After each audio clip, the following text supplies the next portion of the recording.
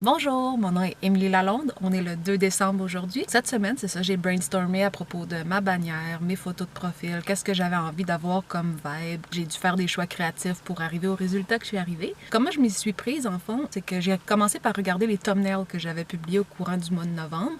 Puis j'ai essayé de voir c'est quoi le meilleur de ce qu'il y avait dans mes thumbnails. Moi, j'aime beaucoup quand mes thumbnails ont un carré vraiment défini rose. Pourquoi le rose? Parce que je porte énormément de rose. Même si c'est pas nécessairement ma couleur préférée, c'est une couleur, je trouve, qui me va très bien, qui allume mon teint, qui fait en sorte que j'ai l'air joyeuse, ça fait ressortir des belles couleurs chez moi, ça fait ressortir mes yeux.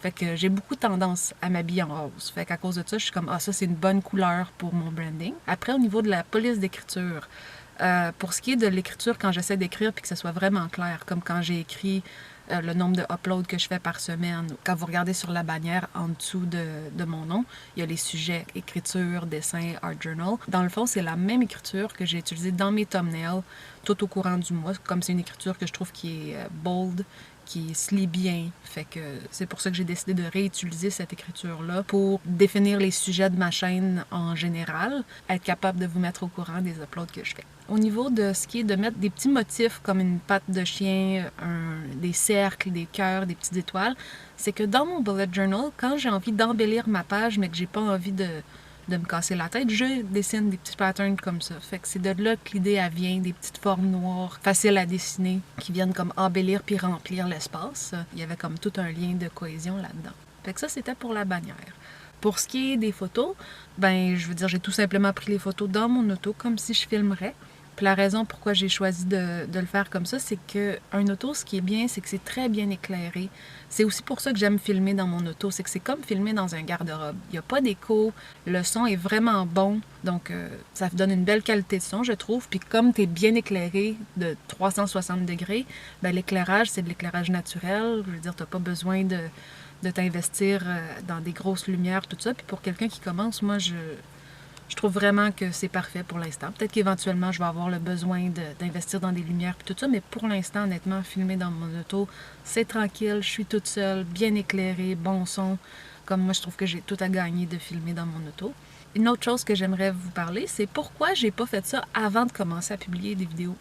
Pourquoi j'ai juste slam une photo de profil qui était comme pas nécessairement la plus belle ou la plus laide. J'ai juste mis une photo de profil puis j'ai commencé à faire des vidéos. C'est parce que je suis quelqu'un qui procrastine beaucoup dans la vie. Puis souvent, je vais procrastiner sur la préparation, comme le thumbnail, comme la bannière. Puis là, je vais me mettre à regarder plein d'autres channels. Puis là, je veux arriver à leur niveau, puis ainsi de suite. Puis là, s'il y a une promesse que je me suis faite, c'est de pas faire ça. De pas regarder comment les autres font, puis de vraiment me concentrer, puis de faire des décisions créatives en fonction de moi, en fonction de ce que moi je fais, puis en fonction de ce que je veux faire. Fait que pour ça, ben, il fallait que je commence, puis que justement, j'ai pas à me comparer aux autres, que je fasse juste mets une photo de profil, commence à faire. Puis tu sais, au début, je savais même pas quel genre de thumbnail je voulais faire. Déjà, juste du début du mois de novembre à la fin du mois de novembre, on observe une grosse amélioration dans comment je positionne mes thumbnails, les choix créatifs que je fais, parce qu'au début, je savais pas vraiment ce que je voulais faire. Puis souvent, moi, je tombe dans les fils du tapis, là, puis je peux passer des heures et des heures et des heures à tweaker des petites choses là, qui, au final, sont vraiment pas importantes dans la production totale de l'image. Donc, là, je me suis vraiment forcée à faire non. Là, tu te donnes un deadline, tu le fais, puis c'est tout. Puis honnêtement, ça a super bien fonctionné pour moi. Fait que si jamais YouTube, ça vous intéresse, c'est un conseil que je vous donne. Au tout début, laissez-vous la chance de juste commencer. Puis de ne pas vous enfirouaper dans les fils du tapis avec tout ce qui est, tous les petits détails qui font en sorte qu'une chaîne a l'air professionnelle ou non. Comme je veux dire, Mané, il faut juste commencer, puis elle va devenir professionnelle au fil du temps si c'est ça que vous voulez comme look pour votre chaîne. Moi, bien que je veux un look professionnel, pour l'instant, je tiens à préciser que c'est vraiment un hobby pour moi, YouTube, pour l'instant. J'ai une job à temps plein. Comme j'aime beaucoup ma job, puis tout ça. Comme c'est sûr qu'il y a des up and down dans cette job-là, mais au final, je suis vraiment contente de faire ce que je fais. D'avoir un outlet, justement, où est-ce que je peux m'exprimer, où est-ce que je peux partager ce que je fais créativement.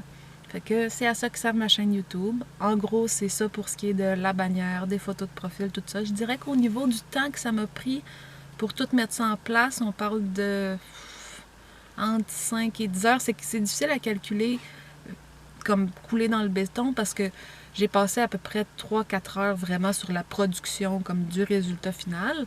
Mais la réalité, c'est que j'ai passé beaucoup de temps à juste penser à ce que je voulais incorporer, pourquoi je voulais incorporer ces choses-là. Fait que comme c'est difficile à couler dans le béton, mais je dirais au moins une dizaine d'heures de production pour arriver au résultat final que j'ai présentement. Je suis super fière de vous montrer ma bannière, ma photo de profil. Puis j'espère que comme ça vous a donné un bon aperçu sur la production. Sinon, je tiens à remercier tous ceux qui m'ont suivi au courant du mois de novembre, où ce que j'ai fait le NaNoWriMo. Puis je vous ai pas oublié, je vais continuer avec, comme j'avais dit dans mon ancien vidéo, je vais continuer avec une de mes histoires que je vais pas lire, puis je vais vous inviter dans le processus de ça. Donc, stay tuned for that. Sinon, je vous dis à une prochaine vidéo. Salut!